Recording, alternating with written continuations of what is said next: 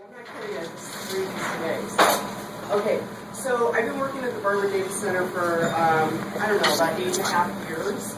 And I've been a molecular biologist all my career. And when you're trained in molecular biology, you sort of have a bag of tricks that you can apply to almost any disease once you get down to the DNA and the proteins. But what I wanted to share with you is when I started working at the Barbara Davis Center, something clicked in that I entered what we call translational research in the field, where what you actually do in the lab gets implemented into the clinic relatively quickly. And it's been the most rewarding job that I've ever had just because of that. Our clinic is on the first floor, research is on the fourth floor, and we have a constant interaction with the clinical division and the research division. I also need to acknowledge that during my whole employment at the Barbara Davis Center, I've had funding from the Children's Diabetes Foundation, the CDF, as well as the JDRF. And without that money, much of this research would never have been done. And I'm really grateful for them funding research. So it's always fun to talk to a group of people that know the difference between type 1 and type 2 diabetes. For a change, because everybody talks to me about obesity when I tell them that I work on type 1 diabetes.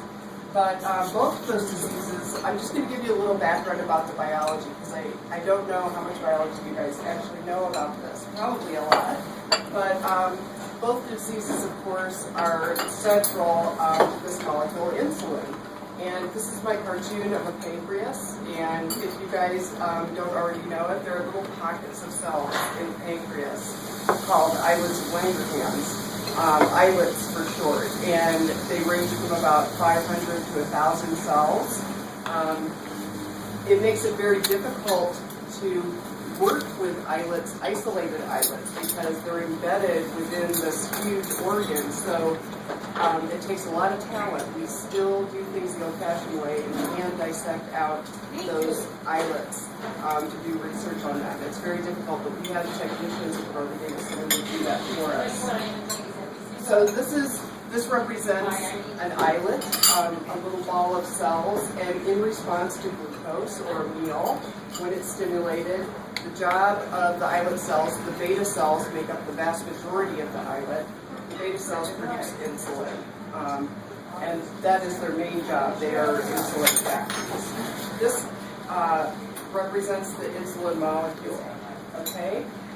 It's completely inactive until it is processed by special enzymes called processing enzymes, or PC enzymes. And actually, one of my close colleagues earned his PhD defining those enzymes. It was a major finding in the field at the time.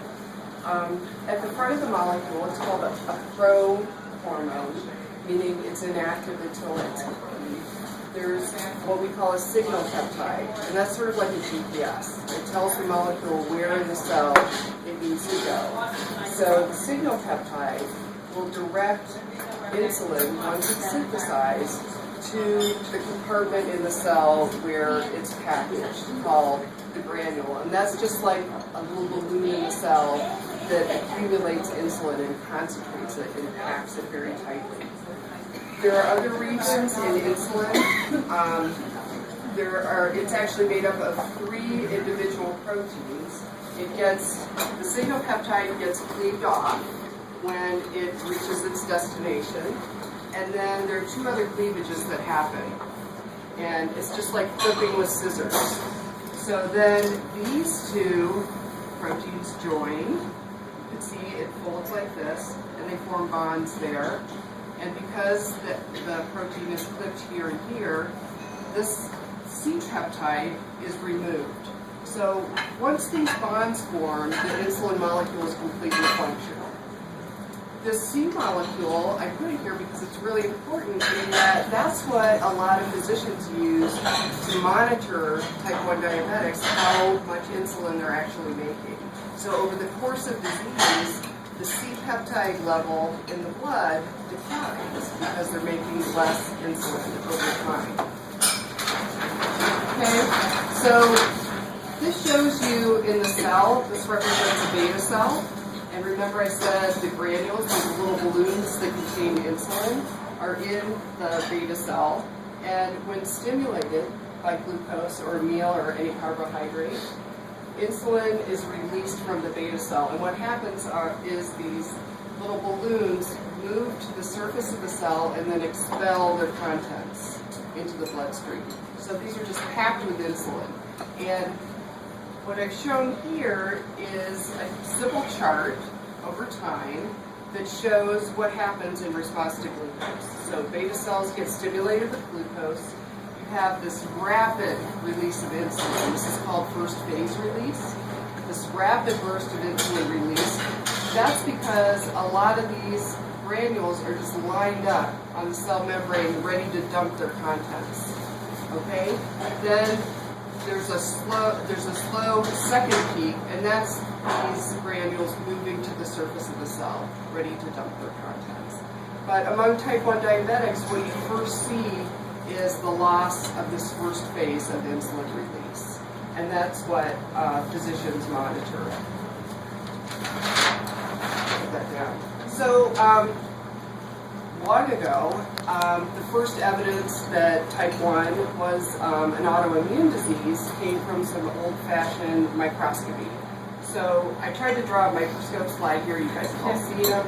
And what people did is they put a very thin slice of an islet on the microscope slide, and then they flooded the slide with blood or serum from a type 1 diabetic. And that the serum had a fluorescent tag. So what they found was this whole islet lit up with fluorescence, meaning there were antibodies in the blood of the type 1 diabetic that bound to the cluster of beta cells. So that was the first evidence that type 1 was an autoimmune disease. So since then, scientists have been trying to dissect what is it in the blood, what are those antibodies in the blood that bind to the beta cells. So until recently, there were three main we call them antigens, three main proteins to which antibodies are made in type 1 diabetes. And I've listed them here. You don't need to remember the name. You probably already know the names. Insulin, GAT65, and IE2. So the thing they share in common is that they're all proteins that reside in the beta cell, and they're all present in very high abundance. So they also share a couple other characteristics. One of them is that they're often associated with the membrane of the little balloon, the granule itself. So proteins have different features. They fold up in different ways, just like printing up a piece of paper. And it's the shape of the protein that directs their function. So some proteins actually are threaded through a membrane, and some aren't. Some traverse the membrane one time and just stick there with one end on one side of the membrane and one on the other. But all these proteins, with the exception of insulin, and there are others that are present in very low abundance, they're all associated somehow with the membrane. The reason antibodies are so important and have been over time is that they're an essential diagnostic tool. So you have diabetes, you're hyperglycemic, but until you show evidence that you have antibodies, it's not defined as type 1 diabetes. The reason these three antigens are important, or antibodies, is we can use specific tests to monitor the levels of those antibodies. And the antibodies are important because they relate directly to risk. So if you have one type of antibody, say antibodies to IE2, you're at pretty low risk for developing type 1 diabetes. I should say that these antibodies show up sometimes 10 years before onset of disease. And that's going to be like one of my main points here. So antibodies are a marker that this disease may be coming. It's not necessarily going to come, but it may be coming. If you have one type of antibody, you're at pretty low risk to develop type 1 diabetes. And that's shown here in what we call a life table. So we plot years on this axis and the percentage of non-diabetics. So everybody starts out healthy here, non-diabetics. If you have one autoantibody, you're at pretty low risk to develop diabetes over time. If you have two patients or relatives with type 1 diabetes, to know what their antibody, how many antibodies they have. Historically, if you look at the three different antibodies, they're present in different percentages among new onset type 1 diabetics. But if you do all these three tests and pool the data together, it turns out that there's still almost 6% of type 1 diabetics that are diabetic that don't have any antibodies. So what is that about? Right? They have no antibodies, but they're full-blown type 1 diabetic. So it made us realize that there are other autoantigens out there. There are other antibodies, but we haven't defined yet the proteins to which they react to. The reason this number is important, so this means that among type 1 diabetics, new onset type 1 diabetics, we can detect 94% of them. So one of the goals, since I've been working at the Barber Data Center with my former supervisor, John Hutton, was that we wanted to develop a general screen for the public. So just like kids go in and get their shots, every year they would have a type 1 diabetes screen for antibodies. But to achieve that test, you have to have about 99%. So we've been trying to bring this number up over time so that eventually we can just screen all kids. The reason we would obviously miss some kids, right, if we did it with just these three antigens, but the goal is to bring that number higher so we can implement a test. And the reason that's so important, you guys know this, that only 10% of the cases are genetic, are familial. 90% of the cases are spontaneous. They come out of nowhere. We don't know why. We don't know why. There's an environmental factor, some other factor, but it's not just genetics. So we only have the advantage of following the first-degree relatives, a sibling or a child of a type 1 diabetic, or someone that has a high-risk genotype. So we can only follow those 10% of people. The other cases are all spontaneous. So that's why a general population screen would be a fabulous idea.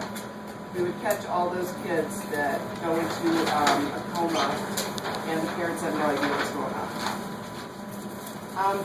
This is no news to you guys. You know type 1 diabetes is on the rise. This just represents that it's on the rise everywhere.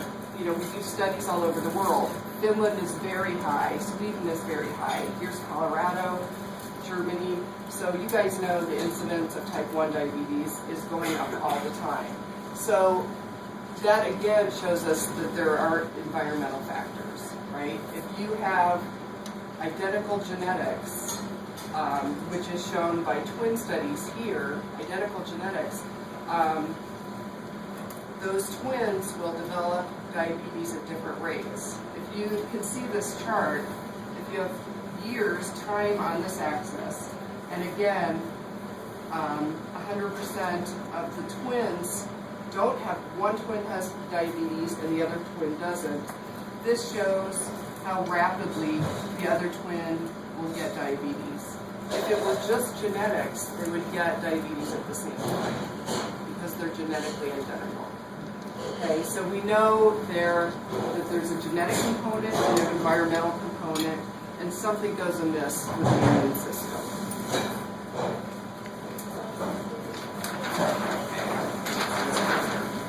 So this is sort of a famous profile made by George Eisenberg, the former executive director of the Barber Data Center. He's famous for this model, and it shows progression of type 1 diabetes. So on this axis, we have beta cell function. Are the beta cells making insulin? And here, this is time. Okay, so individuals start out with a genetic tendency or proclivity to develop type 1 diabetes, but there's no evidence of disease. George believed that there was an environmental trigger of some sort, And people would develop the presence of one of the three antibodies. The beta cells are still functioning at this point. Over time, you develop other antibodies, and we can monitor these in the blood over time. And we do this at the Barber Data Center for those kids that we know are genetically at risk.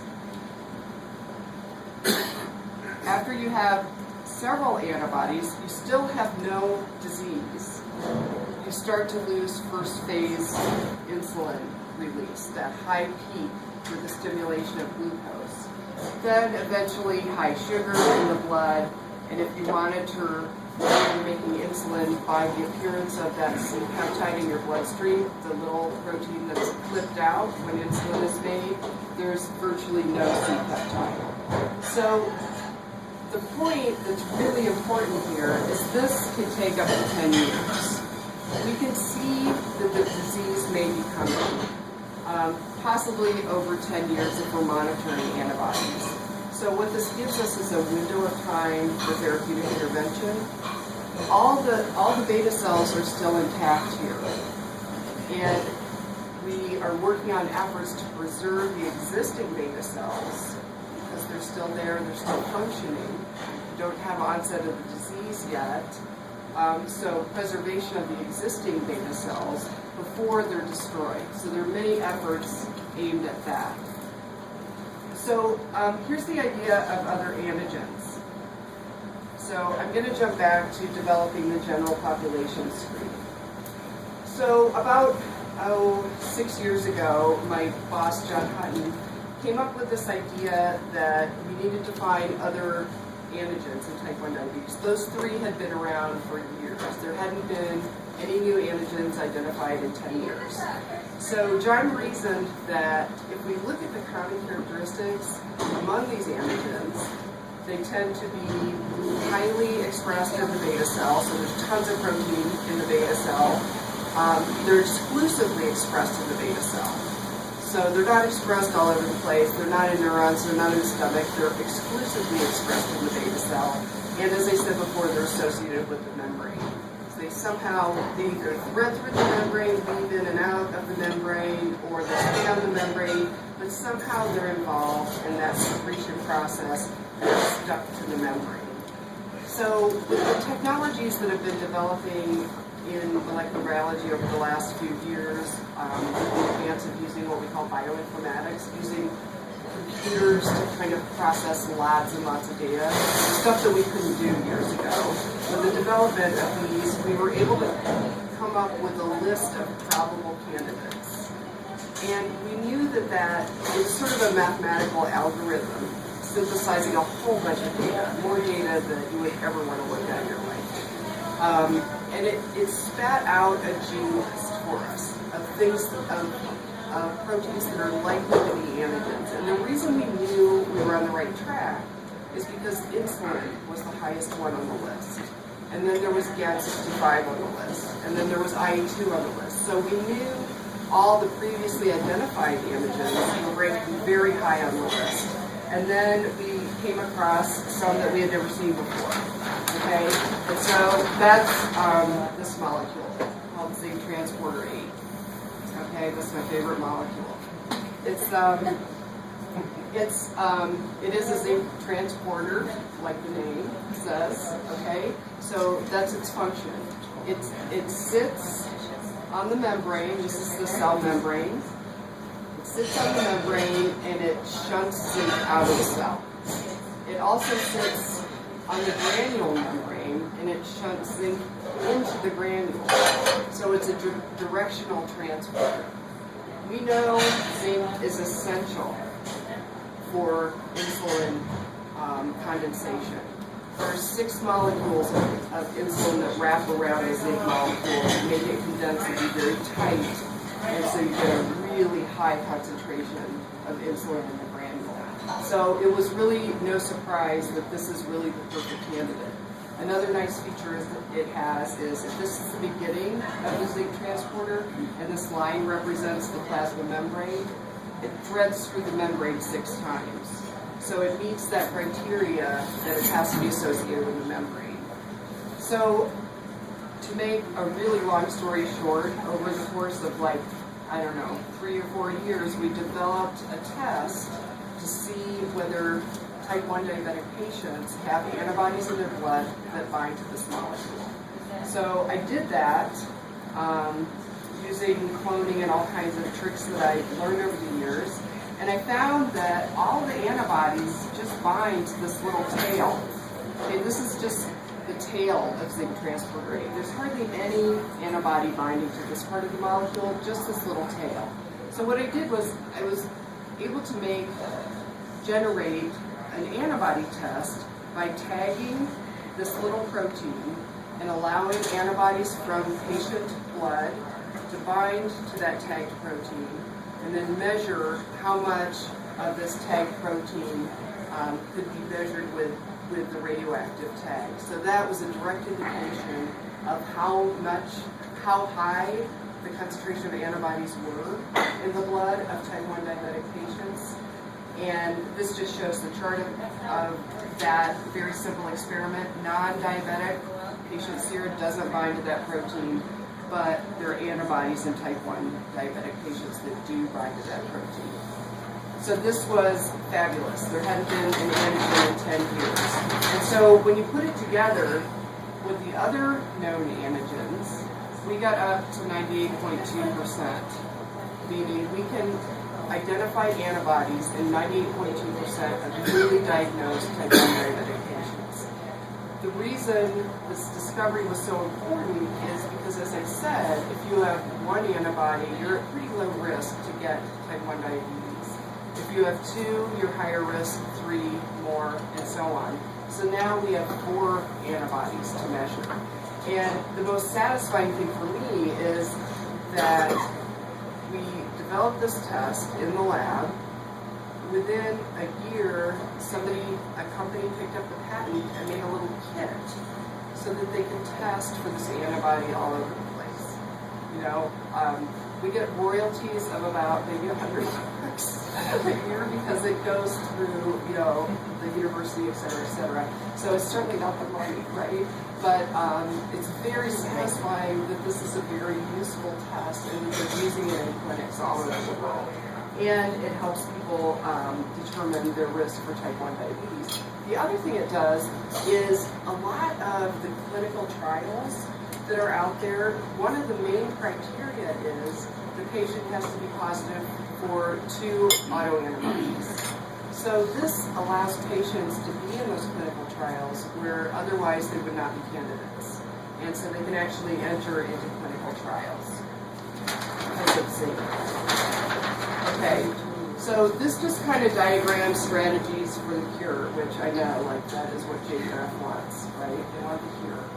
Okay, so you have the genetic proclivity to develop type 1. You have environmental factors. We don't know what those are. It could be exposure to a virus. It could be diet. It could be exposure to a chemical. We have no idea what that is. We have lots of clues. The onsets are very cyclical over the year, as if maybe they were following pollen or a virus, or, we just don't know. But there are a lot of studies underway to try to figure out what are these environmental determinants. Because it would be really easy to prevent, right, exposure if we knew what those environmental triggers were. So over time, we develop antibodies, and then eventually diagnosis. At diagnosis, about 20% of the beta cells are left. It still would be really important, once we have diagnosis, to preserve that 20% beta cell mass. Those are functioning beta cells generating insulin. So we're looking at ways to preserve the beta cells. There are options for intervention at this point before we get to diagnosis. Once we know someone is antibody positive. One way, and there have been trials on this, is to completely suppress the immune system. Obviously that has side effects because you need your immune system for other things. But a general suppressor of the immune system was a trial called CD3. It did help diabetes a little bit, but not enough to be used in the clinic. Another suppressor is called rituximab. That's a general B cell suppressor. B cells are the ones that just crank out antibodies. So this drug actually just decreases the production of antibodies. We know that antibodies have a small pathogenic effect in the disease, but it's really T cells that do the damage. In the rituximab trial, there was a benefit to taking that drug. It only was a benefit to kids that had very high insulin antibodies. So what we're figuring out is the timing of the treatment is going to be very, very important. And it may be that each patient has a different optimal time for treatment. The other avenue for the cure is tolerance. So say my favorite molecule, zinc transporter 8, we know it's an antigen. What if we took kids that are prone to diabetes and we gave them little bits of zinc transporter 8, like that little tail of the protein that I know that develops antibodies, and you tolerize the immune system to that protein, so your body gets used to saying, this is an okay molecule, do not attack this protein. So there are efforts designed toward that. Of course, we have to do all these things in mice first, and mice are not people, so there's always that argument. After diagnosis, as I said, we want to preserve the beta cell population. So efforts are to regenerate beta cells. Like, can we get beta cells to reproduce in the lab? They're really tricky. Once you take that ball of cells out of the pancreas, it really doesn't like to grow in a dish without its friends, and they're hard to grow. Renewing beta cells, there's some stem cell biology where we can get stem cells to turn into beta cells by feeding them certain growth factors. The other thing is there's a mechanism called transdifferentiation, where you can get, say, a muscle cell, reverse its specialization, and then direct it to become a beta cell. So people are working on that sort of thing. And there's always transplant, right? But as you guys probably know, it takes about 3 donors per 1 recipient for transplants. The other thing I put here is gene therapy. That's kind of a wild card these days. Gene therapy, 15 years ago was going to be the answer to all diseases in medicine. But it's been very difficult to target the proper genes to the proper location. So how we would use gene therapy in diabetes is we would take genes that we know promote cell survival and introduce those into beta cells. So when they get the signal to die, they don't die. But we all know that cells that don't die are called cancer, right? So we have to be very careful with what we do with gene therapy. You don't want cells that live forever because then they form tumors. So anyway, I think that was my last one. I just wanted to kind of give you an idea of what I've been working on, essentially developing the zinc transporter 8 assay, which is used all over the world now. And we're continuing to work on other projects now. And we've kind of wrapped up zinc transporter 8. It's out there, it's in use, and we're research people, so we're not in the business of just measuring antibodies, right? We want to move on to more interesting things, for me at least, to get at some of these other problems. So if anybody has any questions. Yeah? I just noticed from being on the diabetes boards and just our own experience with my daughter that the common phrase is your diabetes may vary. It seems like there's just enormous variation in how the progression, the way some people are more sensitive, some people seem to still produce a little insulin 10 years later. And I'm just wondering, I'm fascinated with the idea of the genotype, and that there's a continuum on this disease, and that there might be very different diseases within the disease. Right. Is there any research at the Barclay Center that's going on to identify the genotypes of the different genotypes that could make up what we call type 1 diabetes? Well, I wouldn't say we're doing that work, but the type 1 diabetes research community is very tight and very cooperative. You know, there aren't really that many of us, and so what you're talking about are called, they're called GWAS studies, genome-wide, I forget what the A is for, but essentially they survey all genes in the genome. You know, this is not a limitation anymore with technology. And it turns out that there are two main genes. They're called HLA. So you've probably heard the nickname for them is DR3 and DR4. So if you're a DR3 or a DR4 phenotype, almost all type 1 diabetics have one or the other of those. But then there are 20 other genes that have modest effects. So it may be a mix, a combination of those that contribute a small effect. And it's almost like then you have the perfect storm, right, to develop the disease. And it seems like there is almost a requirement for an environmental trigger because people are sort of, or patient, not even patients yet, people that are antibody positive are sort of prone and just, you know, positioned for that environmental trigger, and then it's off. Almost all kids, you guys know this, seem to develop flu-like symptoms right before onset. You know, one of my best friends, in fact, her 13-year-old son, he was sick the night before, and in the morning, she can't wake him up out of a ketoacidosis coma, right? So they almost all seem to have some kind, and I'm not saying it's a virus, but it seems like, you know, all kids sort of experience something like that. And maybe it's so mild, it just goes undetected among others, I don't know.